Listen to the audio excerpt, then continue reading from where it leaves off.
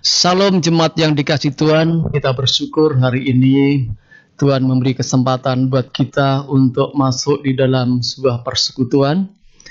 Hari ini kita akan dilayani oleh Pendeta Tarsito Kepas di dalam pemberitaan firman Tuhan. Kiranya firman Tuhan dan persekutuan kita pada hari ini sungguh memberkati kehidupan kita. Baiklah, sebelum kita menikmati berkat firman Tuhan, mari kita akan berdoa dulu. Mari kita berdoa. Bapa, kami bersyukur Tuhan memberi kesempatan buat kami menghadap hadirat-Mu yang Maha Kudus. Sekarang kami akan menerima berkat firman Tuhan. Firman Tuhan yang kami pelajari pada hari ini akan memberkati kami. Di dalam nama Tuhan Yesus kami menyerahkan jam pemberitaan firman Tuhan pada saat ini. Yang siap diberkati firman Tuhan sama-sama katakan amin. Shalom Bapak Ibu dan saudara-saudara sekalian. Puji Tuhan kalau kita pada hari ini boleh kembali berjumpa dalam keadaan yang berbahagia dan sukacita. Hari ini kita akan bersama-sama kembali merenungkan firman Tuhan. Dan biarlah firman Tuhan akan menjadi kekuatan bagi kita di dalam kita menjalani kehidupan yang Tuhan berikan untuk kita semuanya.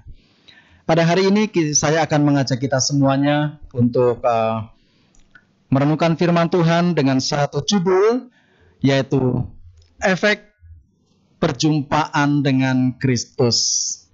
Ya, Bapak Ibu Saudaraku yang dikasih Tuhan, kalau kita melihat ada orang-orang yang terpisah dari keluarganya, apalagi keterpisahan itu dalam waktu yang lama, dan tidak ada kepastian untuk bisa berjumpa lagi. Tiba-tiba setelah beberapa tahun mereka bisa berjumpa. Mungkin secara tidak sengaja. Pasti ini menimbulkan sebuah keadaan yang luar biasa. Mereka saling berpelukan. Mereka saling menangis haru dan pasti sangat berbahagia karena mereka berjumpa dengan orang yang sepertinya sudah tidak mungkin lagi akan ditemui.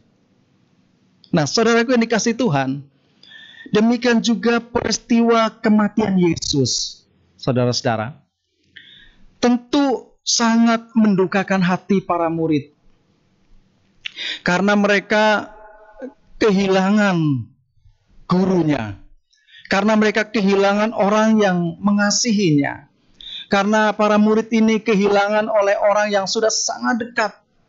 Dari hari ke hari, dari waktu ke waktu mereka selalu bersama-sama, dan ternyata Yesus mati gitu saudara-saudara. Jadi hal ini pasti sangat mendukakan hati para murid dan benar-benar membuat mereka hilang harapan, karena sesungguhnya keberadaan Yesus bersama dengan murid-murid adalah suatu keadaan yang sangat menyenangkan. Ya, mereka boleh bersama-sama belajar tentang pelayanan.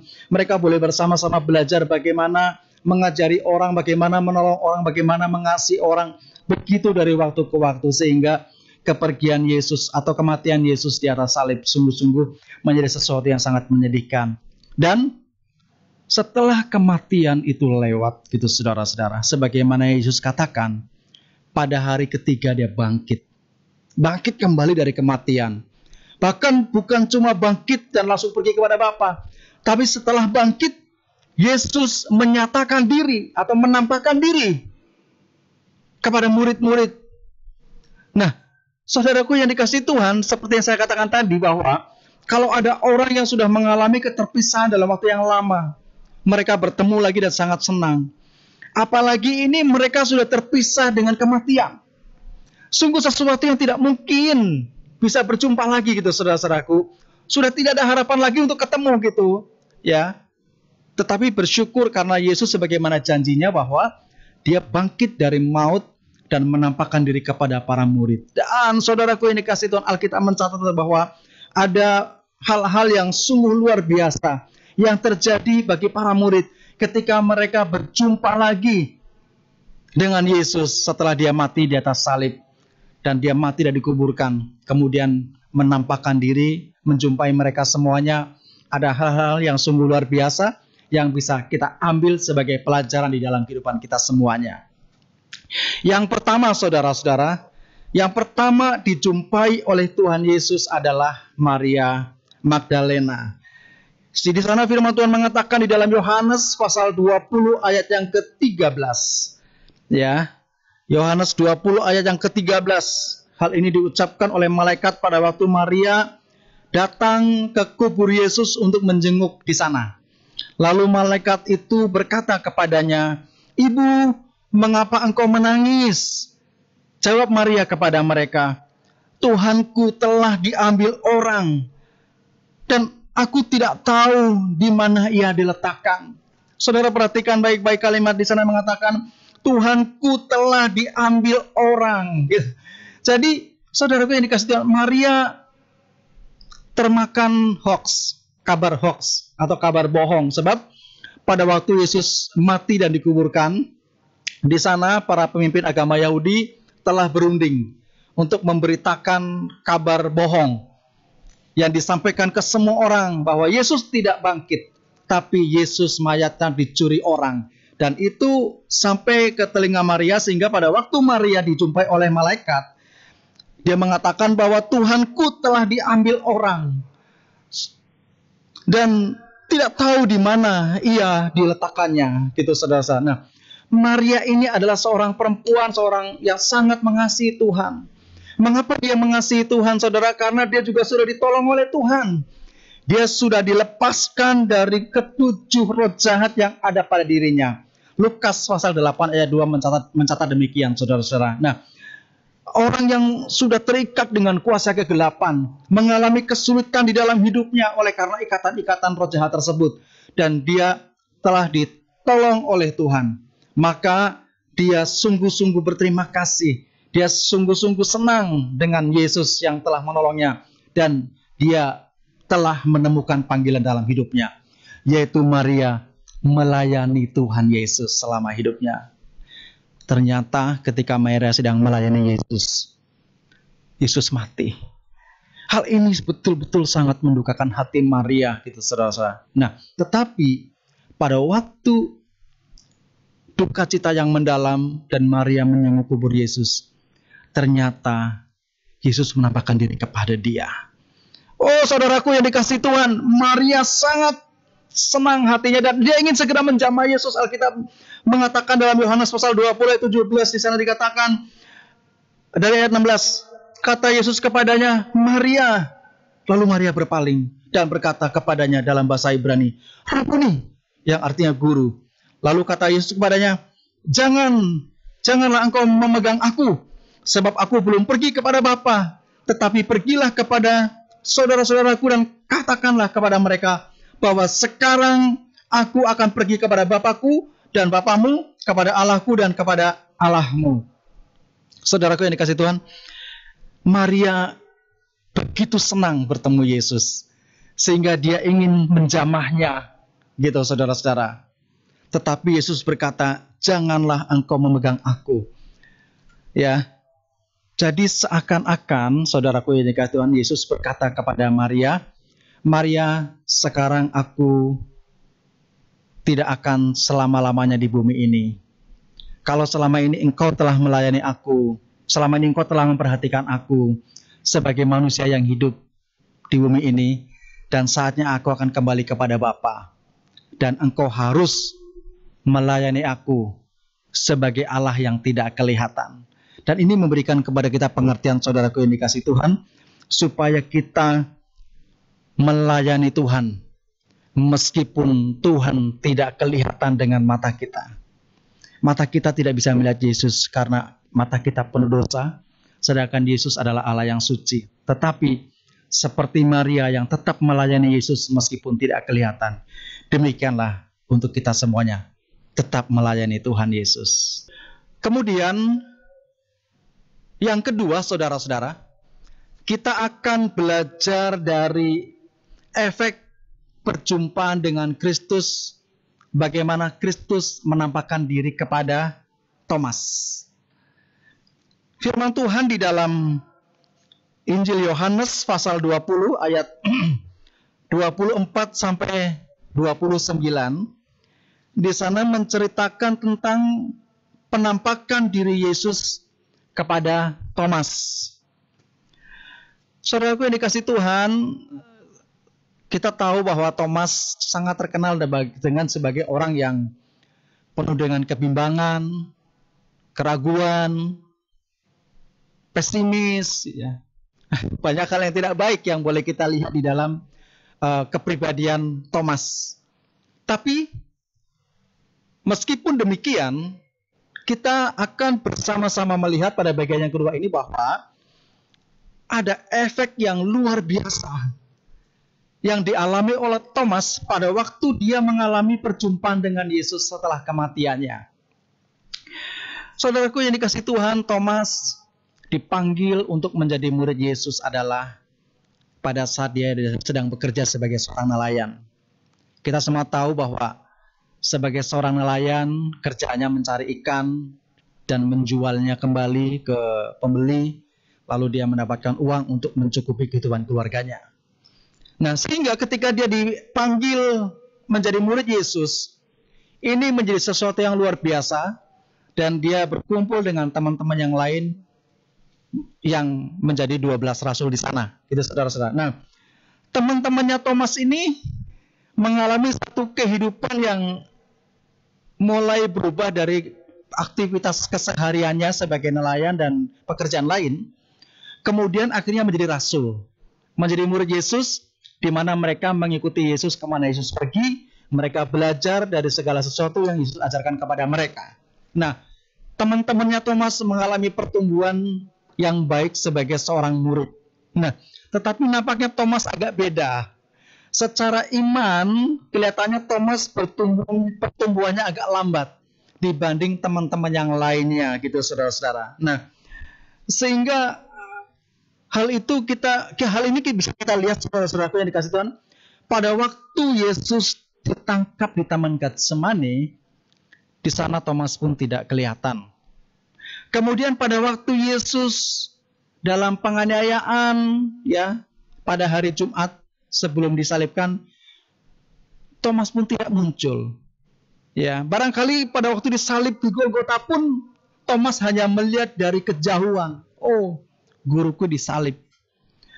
Sehingga pada waktu hari Minggu pagi di mana Yesus menyatakan dirinya kepada murid-murid yang lain, Thomas nggak ada. Ya. Pada pasal 20 Injil Yohanes ayat 19 sampai ayat 23, di sana diceritakan tentang Yesus menampakkan diri kepada murid-muridnya. Dan setelah murid-muridnya melihat itu, mereka bercerita kepada Thomas. Ya kan? Tapi Thomas tidak percaya. Dia katakan, saya tidak percaya kalau tangan saya belum mencucukkan ke lubang paku di tangan Yesus. Gitu saudaraku yang dikasih Tuhan. Dan inilah yang terjadi Bapak Ibu dan saudaraku yang dikasih Tuhan, bahwa Thomas menjadi orang yang memiliki pengalaman yang luar biasa pada waktu dia mengalami perjumpaan dengan Yesus, gurunya, yang menurut dia bahwa pada waktu Yesus mati selesai sudah, tentang posisi dia sebagai seorang rasul, tentang posisi dia sebagai murid Yesus. Sebab ya sudah, Yesus sudah mati, mau ngapa lagi? Ya kan, dia tidak ikut dalam perkumpulan bersama dengan teman-temannya sebagai murid Yesus. Nah, tetapi saudaraku yang dikasih Tuhan, kita boleh temukan bahwa Thomas yang tidak percaya itu ternyata bagi Yesus menjadi sesuatu yang sangat spesial. Seakan-akan Yesus berkata, aku akan datang kepada Thomas secara pribadi, sebab dia tidak percaya akan kebangkitanku. Dan benar saudaraku yang dikasih Tuhan, ayat 27 dan ayat 28, di sana firman Tuhan mengatakan, kemudian ia berkata kepada Thomas, taruhlah jarimu di sini dan lihatlah tanganku. Ulurkanlah tanganmu dan cucukkan ke dalam lambungku. Dan jangan engkau tidak percaya lagi, melainkan percayalah. Ayat 27 mengatakan demikian. Saudaraku yang dikasih Tuhan, Thomas memiliki pengalaman pribadi yang luar biasa, yaitu berjumpa dengan Yesus yang sudah mati. Berjumpa dengan Yesus yang dianggap sudah tidak mungkin bisa ketemu lagi. Dan apa yang dikatakan Thomas, saudaraku yang dikasihi Tuhan? Di sana dikatakan ayat 28, Thomas menjawab dia, "Ya Tuhanku dan Allahku." Bapak Ibu saudaraku yang dikasihi Tuhan, inilah yang saya bilang efek perjumpaan Thomas dengan Yesus, saudara-saudara. Thomas yang tadinya ragu, Thomas yang pesimis, Thomas yang tidak percaya akan kebangkitan Yesus. Dan setelah dia mengalami perjumpaan dengan Yesus, saudara-saudara, dikatakan dalam ayat 28, "Ya Tuhanku dan Allahku." Bapak saudaraku yang dikasihi, ini sangat penting bagi kekristenan. Sebab, untuk apa kita jadi Kristen kalau kita tidak mengakui Yesus adalah Tuhan dan Allah kita? Ini yang dimiliki oleh Thomas. Setelah dia melihat Yesus bangkit dan menampakkan diri kepadanya, dia berkata, "Ya Tuhanku dan Allahku." Oh, luar biasa saudara. Mengapa saya katakan luar biasa? Sebab ada banyak orang yang mengalami pertolongan Tuhan Yesus. Ada banyak orang yang mengalami perjumpaan dengan Yesus. Tapi tidak semua menjadi percaya. Ya, coba kalau ngelihat KKR tuh. Oh, banyak orang di jamaah Tuhan, disembuhkan Tuhan dan sebagainya. Tapi berapa yang percaya? Alkitab mencatat ada 10 orang kusta mengalami perjumpaan dengan Yesus. Lalu disembuhkan mereka semuanya. Cuma satu yang datang bersyukur kepada Yesus. Saudaraku, dan bagaimana kita? Banyak pertolongan yang kita alami dari Tuhan, saudara-saudaraku. Bahkan kita juga sering mengalami perjumpaan dengan Yesus. Lalu apakah kita seperti Thomas? Yang akhirnya dia katakan, "Ya Tuhanku, ya Allahku." Jadi Thomas betul-betul mengalami perubahan pola pikir, perubahan imannya. Saya boleh katakan demikian. Sebab dia yang tidak percaya justru akhirnya berkata, "Ya Tuhanku, ya Allahku." Dan iman seperti inilah yang akhirnya diberkati oleh Tuhan. Dan Thomas dipakai oleh Tuhan menjadi hambanya yang luar biasa. Dia memberitakan Injil kemana-mana, sampai ke India dan segala tempat yang lain. Dan di sanalah banyak orang menjadi percaya kepada Tuhan Yesus. Saudaraku yang dikasihi Tuhan, seperti Thomas menemukan efek yang luar biasa setelah berjumpa dengan Yesus, demikian juga kita semuanya. Ketika kita berjumpa Yesus, ada sesuatu yang terjadi dalam kehidupan kita. Yang berikutnya, saudaraku yang dikasihi Tuhan, kita akan melihat atau kita akan mengambil berkat dari salah satu murid Yesus lainnya, yaitu Petrus. Apa yang dialami oleh Petrus pada waktu dia mengalami perjumpaan dengan Yesus gurunya? Seseorang yang sangat luar biasa dalam kehidupan Petrus, dan harus mati di atas salib. Dan seakan-akan juga sudah selesai semuanya dan Petrus tidak ada harapan lagi untuk bisa berjumpa dengan Yesus. Tetapi kenyataannya Petrus berjumpa dengan Yesus. Kita bisa lihat di dalam Yohanes pasal 21 ayat 15 sampai 19. Saudaraku yang dikasihi oleh Tuhan, Petrus, kita tahu semuanya adalah seorang murid yang menyangkal Yesus di dalam hidupnya.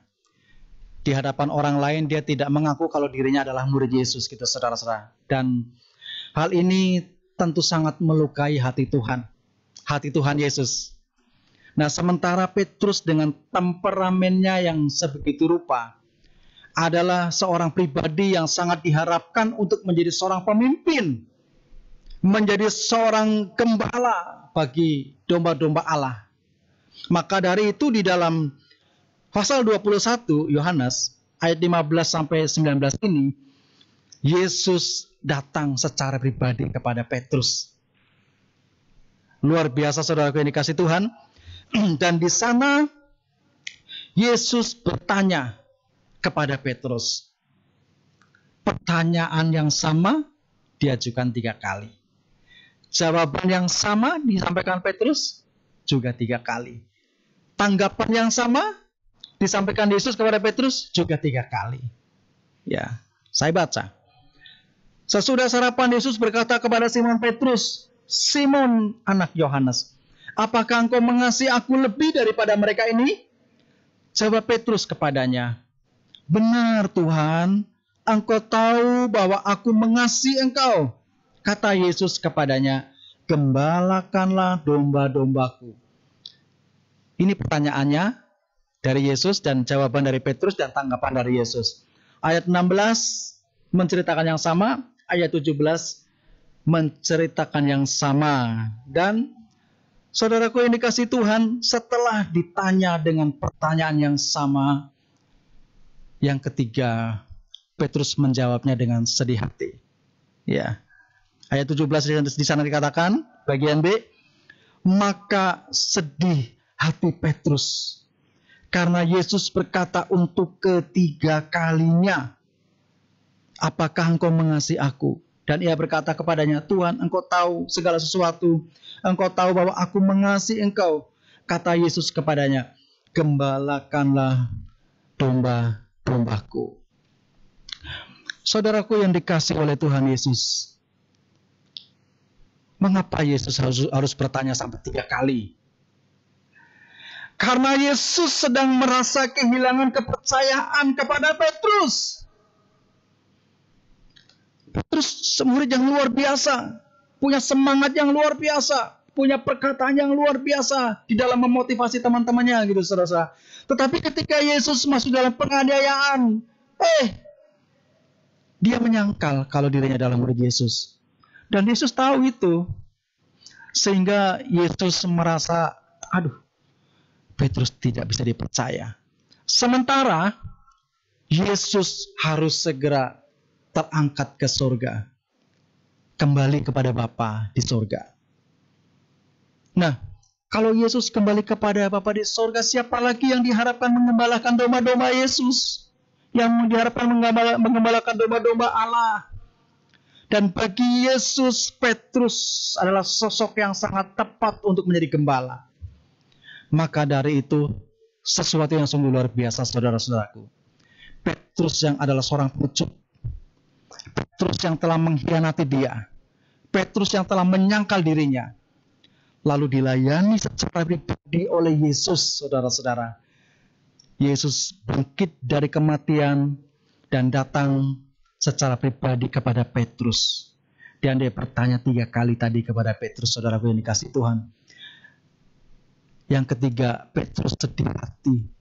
Disinilah keberhasilan Yesus di dalam melayani Petrus secara pribadi, saudara-saudaraku yang dikasihi Tuhan. Petrus betul-betul diubahkan pola pikirnya. Bahwa dia seorang yang pengecut, seorang yang telah menyangkal dirinya, harus betul-betul kuat sebagai seorang hamba Tuhan, sebagai seorang gembala. Dan benar saudaraku, pada waktu Yesus terangkat ke surga, memang Petrus yang akhirnya meneruskan pelayanannya. Dan dia melakukan pemberitaan Injil yang luar biasa, memenangkan banyak jiwa, dan dialah gembalanya gitu, saudara-saudara. Bahkan tantangan-tantangan apapun yang dihadapi oleh Petrus hadapi dengan kekuatan yang luar biasa. Mengapa? Karena dia telah mengalami perubahan pikiran setelah dia mengalami perjumpaan dengan Yesus di dalam hidupnya. Setelah Yesus bangkit dari maut dan berjumpa dengan Petrus secara pribadi. Bapak, Ibu, dan saudara-saudara yang dikasihi oleh Tuhan, kita sudah belajar dari Maria Magdalena, kita sudah belajar dari Thomas, kita sudah belajar dari Petrus. Bagaimana mereka mengalami efek yang luar biasa dari perjumpaannya dengan Yesus. Demikian juga kita, Bapak Ibu Saudara, kita senantiasa berjumpa dengan Yesus melalui ibadah kita. Di gereja kah, di rumah kah, atau di rumah tetangga, rumah jemaat yang lainnya, di sana kita senantiasa berjumpa dengan Yesus. Yuk, Bapak Ibu Saudara, seperti Maria, seperti Thomas, seperti Petrus, mereka mengalami perubahan yang luar biasa. Demikian juga kiranya kita, setelah berjumpa dengan Yesus, kita juga mengalami perubahan yang luar biasa, yang positif, yang memuliakan Tuhan di dalam segenap kehidupan kita semuanya. Amin. Mari kita berdoa. Bapa di surga, kami bersyukur buat firman Tuhan yang sudah kami baca, kami renungkan. Kami boleh belajar tentang bagaimana efek daripada seseorang yang mengalami perjumpaan dengan Yesus. Dan kiranya kami semuanya adalah juga orang-orang yang boleh mengalami perubahan di dalam kehidupan kami ketika kami juga mengalami perjumpaan dengan Yesus, baik melalui ibadah raya maupun ibadah secara pribadi maupun keluarga. Dan biarlah kiranya berkat Allah terus menyertai kami semuanya, supaya kami menjadi orang-orang yang setia mengiring Tuhan apapun yang terjadi, supaya hari-hari kami menjadi hari-hari yang semakin baik di dalam kehidupan kami semuanya. Dalam nama Yesus kami berdoa dan kami mengucap syukur kepada Bapa di surga. Amin. Puji Tuhan, jemaat yang dikasih Tuhan, hari ini kita sudah menikmati ibadah dan kita sudah terima firman Tuhan. Kita percaya firman Tuhan akan memberkati kita. Saya mau ingatkan jemaat semua, jadi kita akan terus menikmati persekutuan lewat pelayanan live streaming pada hari Minggu dimulai jam 9. Bagi jemaat Tuhan yang mungkin tidak bisa tepat waktu, silakan juga menikmati persekutuan dalam bentuk rekaman. Kita bisa akan buka di dalam YouTube atau di dalam Facebook kita. Itu kita mulai jam 9.30. Kami terus berdoa kiranya Bapak Ibu semua di dalam berkat Tuhan. Mari kita akhiri persekutuan kita, ibadah kita pada hari ini. Kita akan berdoa dan kita akan terima berkat. Mari kita berdoa. Bapa, kami bersyukur Tuhan sudah pimpin ibadah kami, memberkati jemaat-Mu dimanapun mereka berada. Kami berdoa Tuhan juga terus menolong bagi mereka yang sakit, dalam nama Yesus yang sakit diberikan kesembuhan. Kami berdoa Tuhan yang sedang ada masalah dalam kehidupan mereka, masalah ekonomi, masalah keluarga, masalah pekerjaan, dalam nama Yesus Tuhan juga terus memberkati, Tuhan berikan jalan keluar. Pekerjaan jemaat-Mu apapun bentuk pekerjaannya, di dalam nama Tuhan Yesus akan diberkati Tuhan, sebagai pegawai negeri, sebagai wiraswasta yang berbisnis, apapun pekerjaan-pekerjaannya, mari Bapa memberkati kehidupan mereka. Mendoakan secara khusus pada saat ini buat COVID-19 yang masih ada di beberapa tempat. Kami berdoa dalam nama Yesus, yang terinfeksi virus ini Tuhan jamah. Kami berdoa virus 19 ini akan segera berakhir. Terima kasih terpuji nama-Mu. Kita akhiri ibadah kita pada hari ini dan kita akan terima berkat Tuhan. Tuhan memberkati engkau dan melindungi engkau. Tuhan menyinari engkau dengan wajah-Nya dan memberi kau kasih karunia. Tuhan menghadapkan wajah-Nya kepadamu dan memberi engkau damai sejahtera. Kiranya berkat yang datang dari Allah Bapa, kasih karunia dari Tuhan Yesus Kristus, pertolongan dan penghiburan Roh Kudus melimpah atas kehidupan kita mulai hari ini sampai Tuhan Yesus datang yang kedua kalinya untuk menjemput kita yang sudah menjadi milik kepunyaannya. Yang diberkati Tuhan sama-sama katakan amin. Tuhan memberkati kita. Amin.